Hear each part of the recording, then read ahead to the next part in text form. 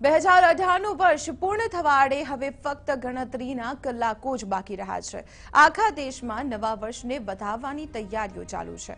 નવા વર્ષના સ્વાગત માટે મુંબઈગરાઓ પણ તૈયાર હોવાથી અનેક જણ આખી રાત શહેરમાં ફરવાનું પસંદ કરે છે। શિવસેનાના યુવા નેતા આદિત્ય ઠાકરે મુખ્યપ્રધાન દેવેન્દ્ર ફડણવીસને પત્ર લખી નવા વર્ષ નિમિત્તે બજારો 24 કલાક ખુલ્લી રાખવામાં આવે તેવી માંગણી કરી હતી। સરકારે નવા વર્ષના સ્વાગત માટે મંજૂરી આપી હોવાથી હવે 31 ડિસેમ્બરે રાત્રે પબ, બાર અને હોટેલ્સ ચાલુ રહેવાના છે।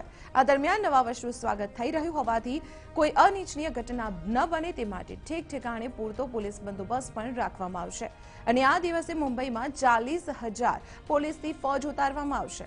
મહિલાઓની છેડછાડ રોકવા માટે પોલીસ સાદા વેશમાં પણ ફરતી રહેશે। આ સાથે લાઈવ કેમેરાથી પણ પોલીસ મુંબઈ ઉપર નજર રાખશે તેવી માહિતી DCP Mumbai police PRO Manjunath સિંહે આપી છે।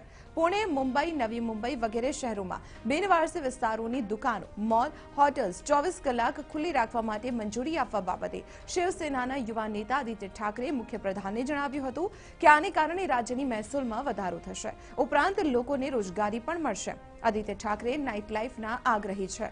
તેમણે આ બાબતે મુંબઈની દુકાનો, હોટેલ્સ 24 કલાક ખુલ્લી રહે તેનો ઉલ્લેખ કર્યો છે।